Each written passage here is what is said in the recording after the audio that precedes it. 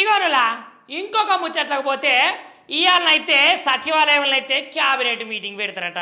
ఇక మరి క్యాబినెట్ సమావేశం అనగానే ఏందో బిస్కెట్ల కోసము, ఛాయ కోసము, మంచినీళ్ళ కోసము అట్లా ఇట్లా అనుకోకుర్రలా. కొంతమంది జనాలు గట్టినే అనుకుంటారట. కానీ అసలు క్యాబినెట్ మీటింగు ఎందుకు పెడుతున్నారు, దీనికి ముఖ్య అతిథిగా ఎవరు వస్తున్నారంటే మన తెలంగాణ రాష్ట్ర ముఖ్యమంత్రి సీఎం రేవంత్ రెడ్డి సార్ ఉన్నాడు కదా, ఆ క్యాబినెట్ మీటింగ్ అయితే తీసుకుంటాడట.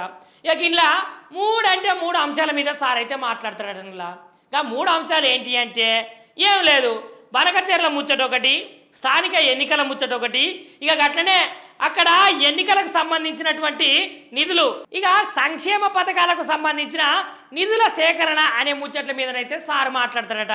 ఇక క్యాబినెట్లో కూర్చున్నారు కదా అని మాకు న్యాయం చేస్తారా న్యాయం చేయరా అనుకునేరు, గట్ల కాదుల్లా. ఇప్పుడు ట్రెండ్ మారింది. ఇక ఈ అంశాల మీద మాట్లాడైతే బనకచెర్ల ఉన్నది కదా, ఇక బనకచెర్ల ముచ్చట్ల మీద కూడా క్యాబినెట్లో బాగా సమాచారం సేకరించి చాలా అంశాల మీద మాట్లాడి ఇక సీఎం చంద్రబాబు నాయుడు సార్తో కూడా భేటీ అయ్యేందుకైతే ప్రయత్నం చేసి నిర్ణయం తీసుకుంటారట ఈ సమావేశంలో.